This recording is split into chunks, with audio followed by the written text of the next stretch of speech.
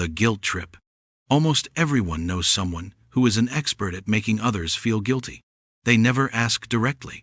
Instead, they sigh, pause, and then say something like, "Well, after everything I have done for you." They never call you a bad person. They simply make you feel like one. Their tactic is simple. They turn your kindness into something you owe them. Suddenly, every favor they ever offered becomes emotional debt you are expected to repay. And the emotional interest rate is outrageous. People who understand this pattern spot it instantly. They know real relationships do not use scorecards. But guilt trippers? They keep a mental record of every good deed, saving it for the moment you say no. How do you respond? You say, "I appreciate what you have done, but that does not change my answer." Then you stay quiet. Do not explain. Do not apologize. Hold your boundary, as if your well-being depends on it, because your peace of mind truly does. The false urgency. This deal ends tonight. Only 3 left. Everyone is buying this. Marketers and manipulators rely on fake pressure. They understand that people make poor choices when they feel rushed, so they create artificial deadlines to push you into a decision you would never make if you had time to think. "I need your decision by the end of the day." They do not. This chance will never come again. It will. They are counting on you. Being too anxious to question them. Here is the truth.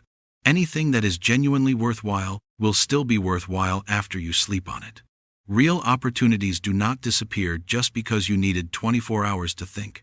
Scams disappear. Manipulation disappear. Real value does not. How do you respond? Say, "I will need time to consider this," and then actually take that time. If they pressure you harder, you have your answer. Honest offers do not require panic. Manipulation does. The social proof trap. Everyone thinks you are overreacting. Nobody else has a problem with this. All your friends are going. Why are you not? This is peer pressure presented as majority opinion. They use imaginary groups to make you feel like you are the only one who disagrees. And the funny thing? Many times, everyone means 3 people. Sometimes it means no one. They simply want you to feel outnumbered. Your mind dislikes being the odd one out. So when someone says, "Everyone else agrees," part of you wants to blend in. That is exactly the trap. How do you respond? That is interesting, but my answer is still no. You do not need public approval to make a personal decision. Your boundary does not need a community vote. The compliment sandwich. You are so talented. You are the only one who can do this. I knew you would help me. It feels flattering, until you realize it is not about admiration. It is a setup. They build you up so you will feel obligated to agree with whatever request comes next. This method works because everyone enjoys being praised. Everyone wants to believe the good things said about them. But this is how people talk you into working for free, lending money, or handling responsibilities that do not belong to you. You feel special, and they use that feeling. How do you respond? "Thank you, but I cannot take that on." If praise only appears when someone wants something, it is not respect. It is a strategy. The foot in the door. Could you look at this quickly? Then suddenly it becomes, since you are already doing that, could you also help with this? Before you know it, you have agreed to something large without ever intending to. This is a classic psychological method. If someone agrees to something small, they are far more likely to agree to something bigger later. Your mind wants to be consistent, so you keep saying yes, even when you want to stop. How do you respond? Decide what you are truly willing to do before committing. Say, "I can do X, but I cannot do Y." Be clear. Set limits from the beginning. If you do not, a 5-minute favor will become your entire weekend. The silent treatment. Someone gets upset, and instead of discussing it, they instantly shut down. No responses, no communication, cold distance.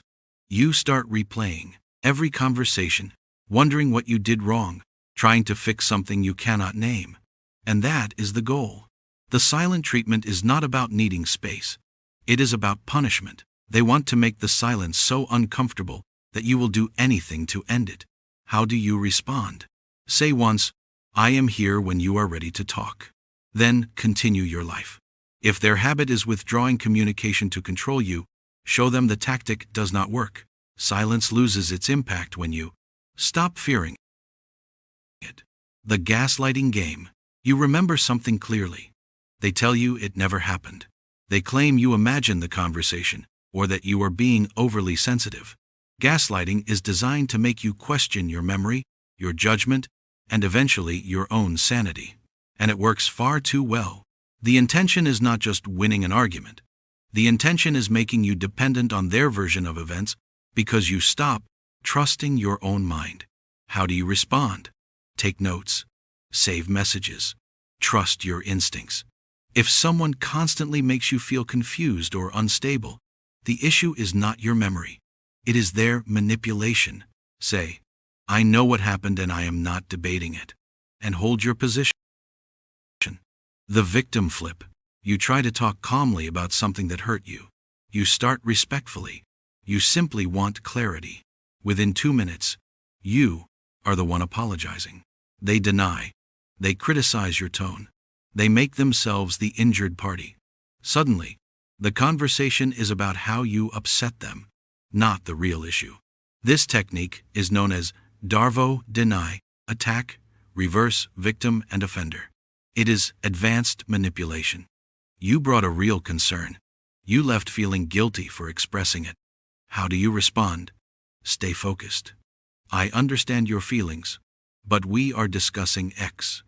Do not defend your tone. Do not get sidetracked. Do not accept blame for setting a boundary. Bring the discussion back to the original issue every time they try to redirect. The fake choice. Do you want to do this now or later? But both choices serve their interest. Are you coming to the party, or staying home and being boring? Either option pushes you toward their desired outcome. It looks like a choice, but the choice is manipulated. It is a controlled setup designed to make you feel like you are deciding. Politicians use this. Sales teams use this. Your manipulative coworker uses this regularly. How do you respond? Choose neither. Create a new option. Or simply say no entirely. You do not have to pick from the choices they present. You can step out of the situation completely. The beautiful truth. Here's the surprising thing about manipulation. It only works when you do not recognize it. Once you understand the pattern, half the power disappears instantly. These tactics depend on your automatic reactions, not your clear thinking. Manipulative people are not brilliant. They are simply repeating the same tricks people have used for decades. Guilt, false urgency, peer pressure, flattery, silence, confusion. Once you learn the playbook, you stop falling for it. You begin to notice the patterns. You see when someone is trying to control your emotions. You recognize the setup before you walk into it. If this helped you realize that someone has been influencing your choices, then good. Awareness is your best protection. Press like as firmly as you would set a boundary. Press subscribe as a choice to prioritize yourself.